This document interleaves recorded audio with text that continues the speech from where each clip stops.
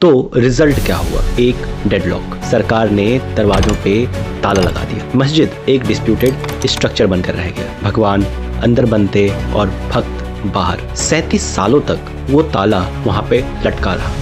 लेकिन फिर आई 1986, जहाँ पे एक डिस्ट्रिक्ट जज ने ये ऑर्डर दिया कि वहाँ के ताले खोले जाए, और उस ऑर्डर ने एक फ्लडगेट ही ओपन कर दिया। अब एंट्री होती है 90s की पॉलिटिक्स की। फॉर्मर पीएम वीपी सिंह ने मंडल कमीशन लागू किया, ओबीसी रिजर्वेशन, और इस कास्ट डिवीजन को काउंटर करने के लिए बीजेपी और एलके आडवाणी ने एक बहुत बड़ा फैसला लिया, रथ यात्रा की शुरुआत का। इंडिया आफ्टर गांधी में रामचंद्र गुहा इसके बारे में लिखते हैं कि ये उसी समय की बात है जब राम जन्मभूमि एक फ्रिंज से निकलकर मेन स्ट्रीम में आया और देश के हर कोने से बस एक ही आवाज आ रही थी, मंदिर वहीं बनाएंगे। अब चलते हैं उस दिन पर जिसने दुनिया हिला दी, 6 दिसंबर 1992। हम फैक्ट्स ले रहे हैं लिबरहन कमीशन से, जिन्हें बनने में 17 साल लग गए। 10:30 बजे सुबह बीएचपी और बीजेपी के लीडर्स जमा हो रहे थे। भीड़ 1.5 लाख तक की थी। 11:50 AM टर्निंग पॉइंट। एक छोटा बच्चा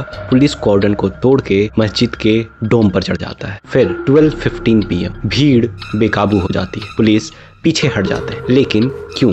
पुलिस ने गोली क्यों नहीं चलाई? रिपोर्ट्स के मुताबिक यूपी के चीफ मिनिस्टर कल्याण सिंह ने ये सख्त ऑर्डर किया था कि साफ कह दिया था कि जो करना हो सो उपाय योजना कीजिए ढांचे की सुरक्षा के लिए, क्योंकि हमने वादा किया है। लेकिन एक मैंने कह दिया था, मैंने कहा लाखों कार से वो मौजूद हैं, उन पर गोली नहीं चलेगी, ये मेरा आदेश। धीरे धीरे शाम 4:30 बजे तक मस्जिद का तीसरा डोम भी टूट चुका था। जर्नलिस्ट रुचिरा गुप्ता ने उस मंजर को कुछ ऐसे दर्शाया था। धूल इतनी थी कि सूरज भी दिखना बंद हो गया था। लेकिन धीरे धीरे धूल तो बैठ गई, लेकिन लीगल लड़ाई दशकों तक चलती रही। फाइनली 9 नवंबर 2019 को सुप्रीम कोर्ट ने 1045 पेजेस का एक बहुत बड़ा फैसला सुनाया। यहाँ ध्यान दीजिए, कोर्ट का फैसला फेथ और लॉ के बीच का एक बहुत बैलेंस्ड मिक्सचर था। फैक्ट, कोर्ट ने ये माना कि एएसआई के द्वारा 2003 की रिपोर्ट के हिसाब से जो एक मैसिव स्ट्रक्चर पाया गया जो नॉन इस्लामिक था, द क्राइम। लेकिन कोर्ट ने ये भी कहा, और ये मैं कोट कर रहा हूँ, कि destruction of the mosque was the egregious violation of the law,